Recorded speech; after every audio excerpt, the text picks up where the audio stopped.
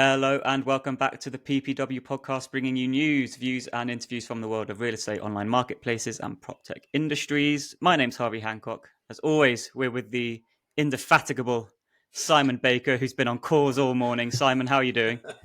I'm well, Harvey. Indefatigable. I'm not quite sure I've ever been described that way, but I'll take it. And today's special guest, a friend of the conference, a friend of the pod, it's Mike van der Heijden. Mike, how are you doing? I'm doing well, Harvey. Good to see you guys. It's good to see you, Right Mike. then, Simon, let's get straight into it. How are ticket sales going for Barcelona? Exceeding expectations. First of all, we've actually put a cap on the number of attendees this year, just for logistical reasons. So we're sitting at about 80 registered people and companies like Rightmove, Divisional Group. They're coming along. They're sending attendees. So a really good group of people are going to turn up, but as that always happens in these conferences, and we've done 38 or so of them over the years since actually 2009. So we're up to, I think, about our 15th year of doing them. We're putting together a really interesting agenda all around prop tech, marketplaces, and AI. So how AI is going to really influence the future. That's the real underlying theme. So my suggestion is, if you're hearing this and you want to come, sign up, register now. Prices are going up. It's not just a throwaway line, is that as we get people signing up and we have certain numbers of tickets sold at each level, prices go up. So it's going to be a great event. And for anyone interested in sailing, it's also the Louis Vuitton Cup, which is the America's Cup Challenger Series, is occurring at the same time. So you can wander down to the Barcelona shoreline and watch these incredible America's Cup yachts tear around just off the coast in Barcelona. Fantastic stuff. And we look forward to seeing 350 to 400 people at the conference. Mike, you're a close friend of the conference. I'm sure you'll be speaking as always. Have you booked your tickets and your hotel yet? I actually did this time around. I usually am one of the laggards and waits till the last minute, but I'm right onto it 5 months out. Good stuff. I mean, it's a nice segue into today's topic of conversation because you are a regular speaker, you are an SEO specialist. There's an interesting conversation to be had in there about SEO versus AI. So let's start. Can you give us a quick overview of what Portal Ventures does? And then I'll cycle you into the question of to what extent do you see AI changing the world of SEO in the recent future? Yeah, absolutely. So Portal Ventures, essentially what we do is we help marketplaces generate more organic traffic. That's really the punchline of it. We know that marketplaces sort of live and die by organic traffic in the sense that it's potentially one of the cheapest customer acquisition channels. And so that's essentially what we help classifieds marketplaces, e-commerce marketplaces with, and have now for the last 8 years. So tell us about maybe give us a sense of the past of SEO, the present of SEO, and maybe the future of SEO, especially in the context of artificial intelligence and the rise of LLMs, large language models. Yeah, sounds good. Like the presentation I did at Bangkok, and for those people that went at Bangkok, there's a lot of opinions about the AI that's coming out, the search generative experience, the chat GPTs of the world. And a lot of companies are sort of wondering, well, what does that mean for Google, which has always been their sort of biggest channel of user acquisitions? And funny thing is, Google has always had some elements of, call it AI, call it machine learning. There has always been an underlying algorithm that seeks to better understand users over time. So, 15 years ago, it might have been apartments in Madrid, and it would give you a great list of results. As the users get more intricate in what they're looking for, they get the availability to speak freely. So it's now no longer an apartment in Madrid. It's a 2-bedroom apartment with north-facing windows and 3 bathrooms and what have you. Google is trying to understand the context of search queries more and more. And so for the past 50 years, that's what Google has been doing. It's seek to understand how users search for things and how they can best return the most relevant results, right? And now we're going from this, everyone is optimizing for the web because the internet was the big thing. And obviously AI, LLMs are going to be potentially the next big iteration of this. How do we move from a web optimization to an LLM optimization? And the interesting things that kind of coincide there is really not a whole lot is going to change from a user's behavior, right? We might get more specific with searches and we might use different tools, and younger generations might use TikToks and what have. But ultimately, we're still searching for things that we want, and the LLM is still going to have to return what it thinks is going to be the best answer for us.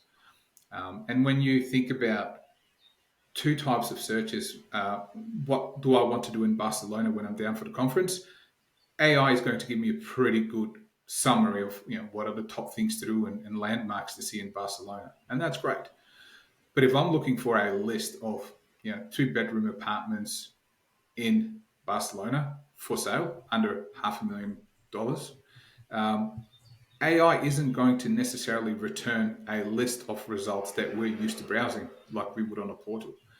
And I think we're overestimating what AI is actually going to be able to do, at least at this stage, right? It's going to be very hard for it to mimic the experience that portals give us now. And it's going to be really hard to undo that behavior that portals have been training people on for so long, to basically say, here is a list of 500 properties that match your query. It's just not something that AI is going to do at this stage. Things can change overnight, but from what we've seen is it's great at summarizing informational content. It's not great at returning lists or long lists of things that we might want to weed through ourselves, like real estate. If we think about the search process, one thing is understanding the questions I ask. This 3-bedroom, 2-bathroom apartment in Barcelona for 200,000-300,000 euros. The second thing is to understand who I am, who's asking that question, because I don't always ask all the information I should ask, right? Like I've got kids, or I need to be near a school, or whatever. The underlying context will be that will impact which one I select. Do you think that AI in general has the capacity to learn more about me and thus refine the search results? So thus working in conjunction with a search engine rather than replacing a search engine. Yeah, absolutely. And that's exactly what we're seeing now, right? It's your example, I'm looking for 2-bedroom, 2-bathroom apartments in Barcelona. It will return a bunch of links and a quick summary, but it will ask follow-on questions.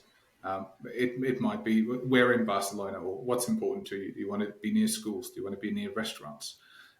Eventually, not at this stage, the GPTs of the world haven't really got the concept of memory or history down path quite yet, in the sense that it remembers all your favorite things. It will remember a thread and the history of that thread. But if you were to open up a new thread, you would have to reteach it basically what you've been talking about. But as far as I'm aware, they are working on the concept of, can we make it memorize everything about Simon and almost act like an executive assistant in your pocket. Simon wants to order a pizza, great. It'll go in the app, it'll order from his favorite restaurants and point it to the delivery point that was last used and will bill his credit card, right? That's where we see the applications going right now. So it's more like a co-pilot, this whole concept of co-piloting and being your assistant throughout the process rather than being the process itself. Correct. And that's where I think there's going to be this happy medium. Like it's going to have your assistant understand everything about you, and it goes out and retrieves that information based on your history, your likes, your dislikes. And so I think search engines will still play a big part of that, because the content has got to come from somewhere, right? Someone has got to have this information for an LLM or a search engine to actually get the information to summarize to you. So the fact that people are worried about AI is more around how is it going to affect people coming to my business or to my website right now, and the uncertainty around how that's going to happen in the future. But it's important to understand that if they're still the source of truth and they've got the data, um, without them, the LLMs are nowhere, right? Because it's what it lives on, it's what it learns on. So it's just hoping and understanding and quickly adapting to how that process changes over time. Okay, I got a question about Google. A number of the businesses I'm involved in, either as an investor or an advisor or even a board member, have been beaten up by Google in the last month or so. Probably a bit longer, actually, probably the last 2 months, with a dramatic loss of traffic. What's happening? Why is that? What has Google done in its underlying algorithm? It seems to be a major update, not a little minor tweak. And if so, what have they done? Why have they done it? And what are you telling your clients to do about it? Yeah, great question. It actually stems back a little bit further to probably about 7 months ago. There was what they call a major update or a core algorithm update in Google, which sought to improve the helpful content on the web, and they called it the helpful content update. What it looked to do was basically look at the content that was ranking and identify whether or not the pages that were ranking were actually helpful to a user, right? There's plenty of examples that we probably all know where websites that rank, recipes comes to mind.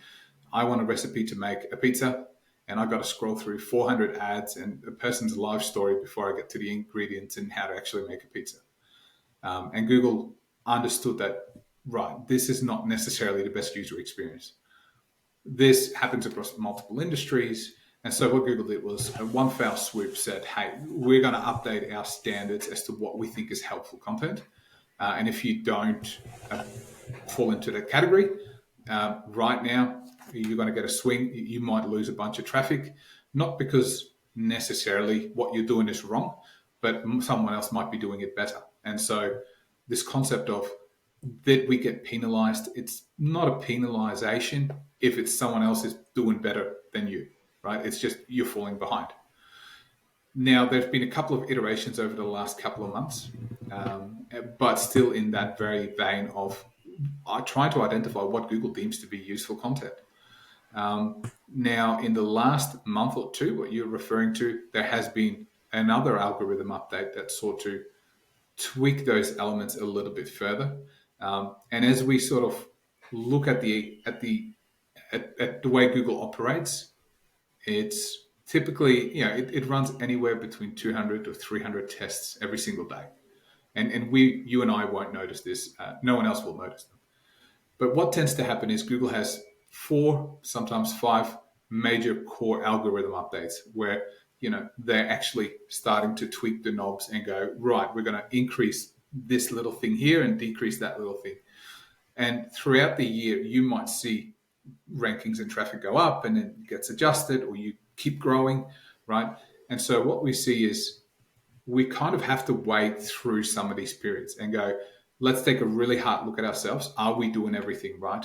Are we making shortcuts somewhere? Could we do better? If there's absolutely no way that we could do better, Google will reward it. Things will always tend to revert back to the mean. And we've had some horrible times over the last 6 months where some heartbreaking stories of businesses that have simply just almost gone out of business. But having been in this industry for 15 plus years, we've seen this, like history repeats itself. And if you're doing the right thing, eventually things will revert back to the mean. it's just a very tough story to tell people. It sounds like that. Sorry, Mike. I was going to say it sounds like what Google has to keep improving its algorithm to maintain relevance for its customer base, because it has to continue to drive audience. And now with the large language models starting to eat into that search traffic. Okay, it's not a massive change; it's little micro changes occurring everywhere. Siri and whatever, right? They all start to eat into those algorithms that are become. By the way, I shouldn't say Siri because my phone just then popped up and said yes in the background. But those sort of algorithms are starting to eat into that core search demand, I guess you would call it. And so Google has to continue to improve the outcome or the quality of the and the relevance of what it's putting out. Then, and your example of those sort of recipes is perfect. Okay, there's a lot of content out there that historically would have been towards the top of the search, but it just wasn't good content. It wasn't relevant content. It wasn't high quality content, and so I can understand why they're doing that. So, for any company out there, for any marketplace, for any prop tech company out there, how important is it for them to bake into their day-to-day operations this continual chasing of SEO traffic, and how should they think about that as an important part of their marketing and product teams? Yeah, great question. So the differentiation between sort of prop tech and marketplaces, just to get that out of the way first, is portals have an existing demand. There is people already looking for what they're serving up, right? And the context of product-led SEO comes to mind, where the product and what you're serving up to the user is the same thing. I'm looking for real estate listings. You serve me real estate listings. That's the concept of product-led SEO, where it's part of your product. Prop techs that are sort of in the rental space or in the the finance space are going to have a bit of a harder time because the search isn't necessarily happening on Google, right? So they might not necessarily know about and type in, I'm looking for a rental assistance or what have you. But ultimately, when you're looking at the real estate portals and where the traffic is super important, the SEO, I think what we need to do is take a step back and go, SEO is the result of us delivering content that people are actually looking for. So if we change our mindset of, hey, we're trying to please this search engine, which is run by algorithms and robots, to actually go, what is best for our users? And time again, you have perfect examples of Amazon, who had probably one of the worst websites out there when they started, but it worked because it was delivering what users were looking for. And so when you continuously look and ask yourselves, are we delivering the best results possible? Are we delivering, the results that people are looking for more specifically? I think you'll often find that even some of the incumbents are starting to look at it and go, we might have missed a few things here and there. And what we're seeing now with the, companies like, for example, travel time, that allows you to calculate travel time between two spots, between your home and work. Look at image updating, all the things that essentially we should have been doing from the start in making a better user experience and giving users what they want. If that is your North Star for this, the SEO traffic, the free traffic will come. And as a side benefit of that is, if your content is better than everyone else, if you're running paid search advertising, you'll find that your cost per click, or the amount that you pay to Google for every time someone clicks on your ad, tends to come down a little bit. So overall, it's how can we better improve the product for our users? And as a result of that, the SEO traffic tends to come from it. Bit oversimplified, but that's really what it comes down to. Is that the same for prop tech as well as marketplaces? For prop tech, yes. It's just a different scale, right? If I'm looking at mortgages, if I'm looking at anything else related to prop tech sector, there isn't surge volume out there. There is people looking for stuff. You just got to be realistic and say, is the squeeze worth the juice, right? If there's real estate, we know that there's millions of people looking for it every single month. If you've got a niche product in a prop tech sector, you just got to be able to understand and do the research to see how many people are actually looking actively for my product today, and how much of that can I easily capture. And that's got to be the conversation between, do we invest in SEO from the start, or do we rely on paid acquisition to see if it actually works, and then go back to SEO? Mike, you said something really interesting there about like a product-led exercise. Could we go a little bit deeper into that? And let's say I'm starting my new business. I've got a product that I want to optimize for SEO search results. What are some of the tasks that I'm going to have to do as a founder, as a hiring manager, whatever it may be, that is going to turn this product-led exercise into a success for me in the long run? Yeah. I think one of the first things that we sort of talk to with early stage marketplaces, and this is in any given industry, the first question we ask is, where's your audience, right? If your audience is not on Google, then the effort is not wasted, but there's limited upside. If your audience is hanging out on Reddit or in Facebook groups, that's where your market is. So understanding, are my customers actually looking for this on Google? And you can get that data from various third-party tools. And then understanding, if they are searching for my product, what is it they're searching for? What is the pain point that they're trying to solve, right? Because we all jump on Google because we're trying to solve a problem. We have a need and we're trying to jump on Google to find the information. So it might be, I need to get someone to repaint my house. Well, I jump on Google and go, house painters near me, right? And so the businesses that tend to do well are going to be the ones that return lists for the painters in your particular area. If you've got a product, or let's say you've got a SaaS business, and take Canva as a good example. Canva, kind of a competitor to Photoshop and design tools. What they understood really early, and where this product-led exercise incorporates into their business, is I'm looking to get design business cards. And what do we look for? Well, we want to look at some business card templates. Or we want to do a flyer or a mail drop. We look for mail drop templates. And so what Canva did was understanding that people are out there actually early on in the journey are looking for, well, what are the sort of business card templates that are out there. They created a whole suite of business card templates and said, hey, if you're looking for business card templates, here's one. Oh, and by the way, we'll let you edit it if you just sign up for our free tool, right? And when you look back in all the graphic design elements, there is templates for everything. And so what they capitalized a lot of their traffic around was, well, we'll just create templates for everyone and drive people very early on in the user journey to our product. And then if they want to edit this, we'll ask them to just log in to a free tool. It doesn't cost nothing, and we'll let you edit it and then save the file. And so that concept What would this? So what would this look like in the real estate context then? So let's take that graphic design, that business card template example that you just gave there. Let's translate this into the real estate industry.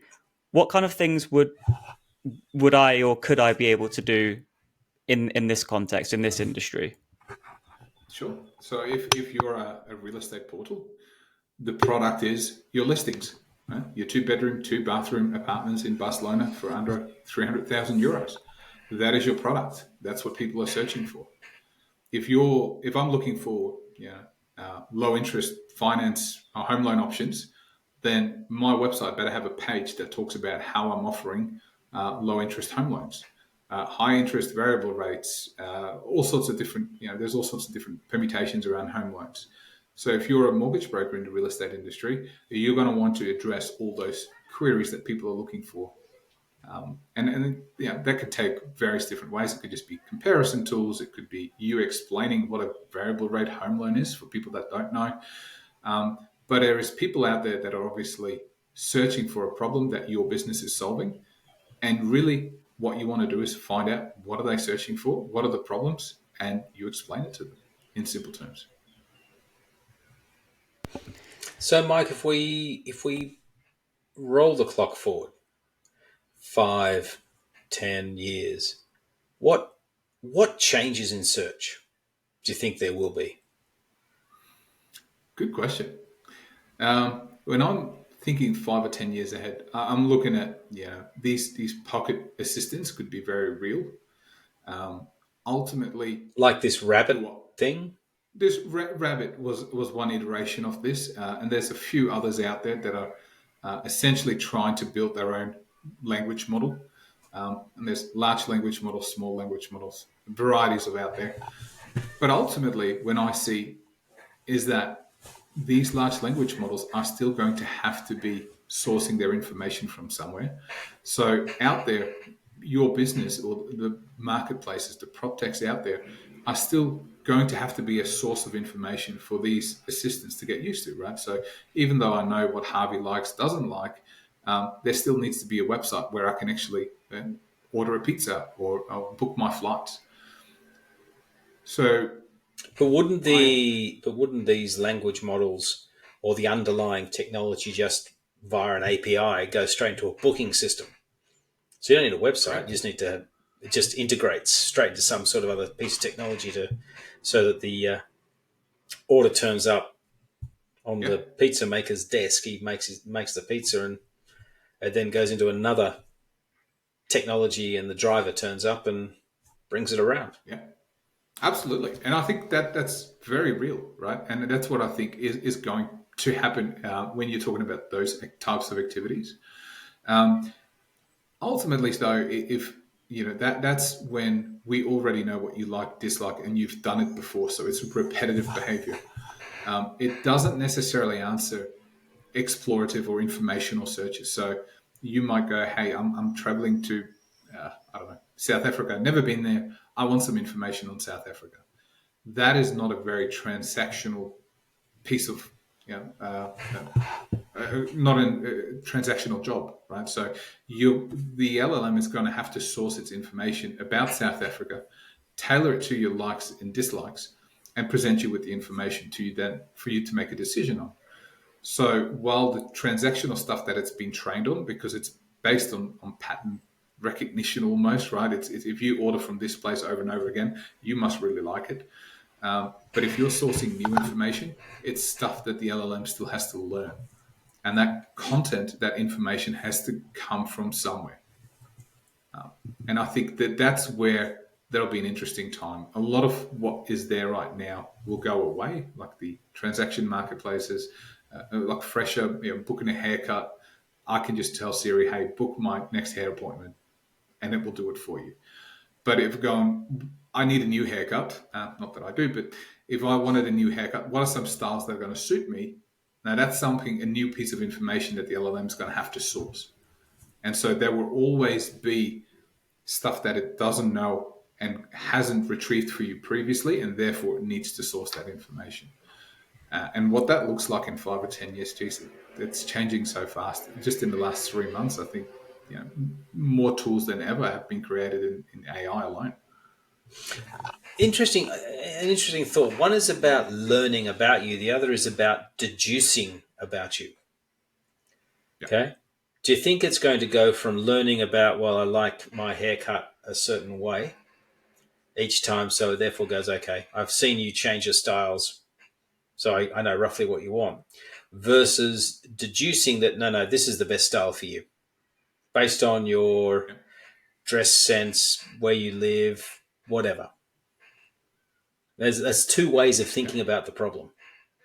Do you think it goes from learning to deducing? I think it Then will, eventually or at telling, least, by the way. yeah, I was getting to that. I think, yes, there's very possible ways where it will try and deduce it and tell you what's right. But ultimately, I think there is also a limit, right? Because we, as humans, have our own way of thinking, have our own values and beliefs. And I think that is crossing over into potentially influencing our behavior, right? And so, do I see it happening? Oh, absolutely. Do I think it's the right thing? Yeah, I don't think what population needs right now is robots telling it what to do. Make up your own mind about it, but I definitely think it is possible. I don't know if it's the right way though. But Yeah, yeah, but very real. let's think about that at its most basic level. go to a traffic light. We all sit there waiting for the robot, in this case, just the traffic light, to tell us when to cross and not to cross. And I was in Madrid a few days ago, and I was watching, and there was you could literally nothing in either direction for as far as the eye can see on this big road. Yet everyone was dutifully standing there, waiting for the red man to turn to green so that we could walk across the road. Now, common sense would say, I can deduce that this is safe to walk across the road and just trot across the road, but we'll wait to be told. And then I look at my kids who are in their early 20s, and they want to be told a lot of things, right? They're not always the strongest on deducing things. They just want to be told what to do and where to go. So I would hypothesize that at the moment, these LLMs and underlying AI is all about learning about us so that it can help us be our co-pilot. But it won't be long before it moves to deducing and suggesting that we may want to do something, to telling us. And I've got a feeling that there'll be a bunch of people out there who will quite happily follow whatever the AI says. And it may, by the way, not be as blunt as cross the road now or get that haircut, but it may be telling us via TikTok or Instagram what we should be doing. And one would argue that maybe that's already occurring anyway.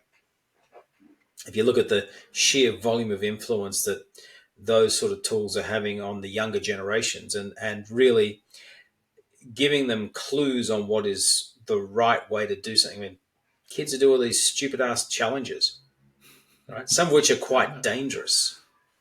Yeah. And they don't apply any common sense or logic to what they're doing. They just do it because they're following what, in theory, someone else has said to do. Yeah. So that's dangerous. it'd be interesting to really push this thought process further, to think about when for segments of the society, because it's not clearly binary, that they become almost slaves to the machine. Yeah. I think there's definite applications where computer judgment is better than our judgment.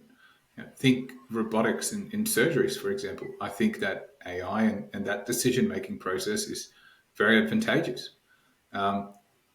People trying to get my kids to run up walls and plank and all whatever has been out there, not so much. I think it'll definitely change behavior, and in many ways it has changed. Even in my world, search behavior.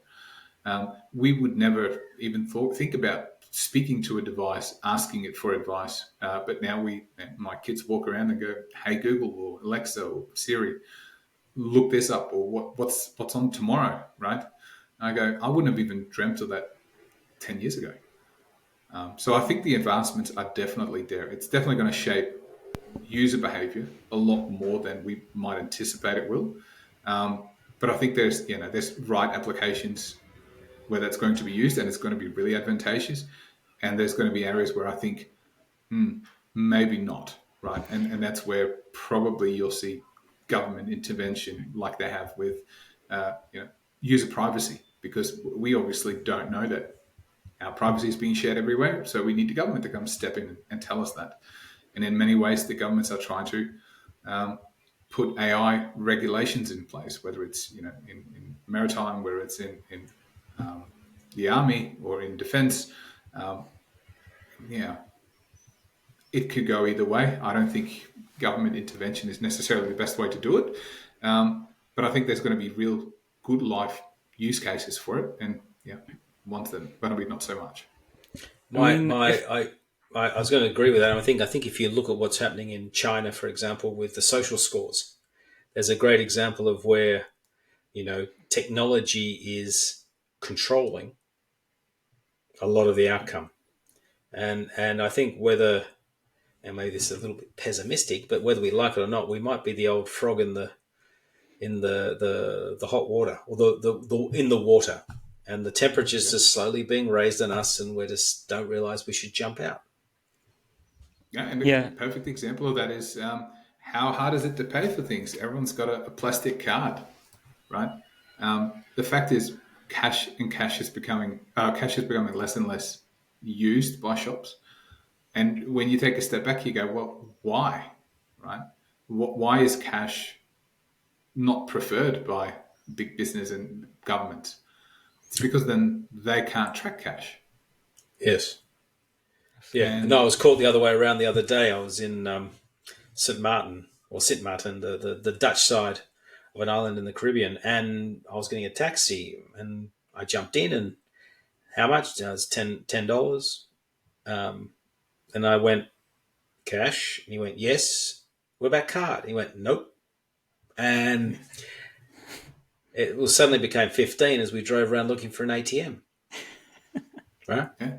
And it's the same concept, just in reverse. Is we're very much being forced down certain paths, whether we like it or not. Absolutely. I mean, I think sorry to speak over you there, Mike, but I think the ethical conundrum probably comes in the line between what is objective and subjective truth, right? Like, yes, the AI is always going to be really good at advising you to not slice the aorta during a surgery because that's objectively a bad idea. But subjectively, if enough people are writing content saying that Simon and Mike should both get Mohicans every time they get a haircut, and then it starts spitting that out, that's more subjective truth, right? As opposed to objective truth. Simon may not look great with a Mohican, but yeah. But I think Mike would, just for clarity. Oh, Mike definitely would. I think if he shows up to Barcelona with a Mohican, I'll hand him €5 myself. That's a promise. I think you might need to give him 5 million. True. I think we should probably wrap up, Harvey, because I think this has been a great conversation. And what I like about it is that the world of search is super evolving. And if you don't stay on top of it, you don't invest the time and effort into understanding. And if you don't realize that this is a long journey, not a quick sprint, then you are going to lose out on very valuable traffic, because Google is going to try to become more and more relevant. And if you're not keeping up with what Google is determining as the outcome, which is a good example, by the way, of where we're being controlled by Google, if you think about it, right? We keep, Google jumps left, so we all jump left. Google jumps a little bit to the right, well, we all have to go to the right. So anyway, I think, Harvey, we should probably wrap up. Yeah, absolutely. I was going to say, I'm looking forward to seeing where you take this topic of conversation in your presentation in Barcelona, Mike. Looking forward to seeing you there. And I'll be sure to shake your hand and hand you over some money when you show me your new fresh trim. Thanks for joining us, Mike. Absolutely. Thanks, Harvey. Thanks, Simon. Appreciate it. Okay. Pleasure. Thanks, Mike. Bye, everyone. See you next time.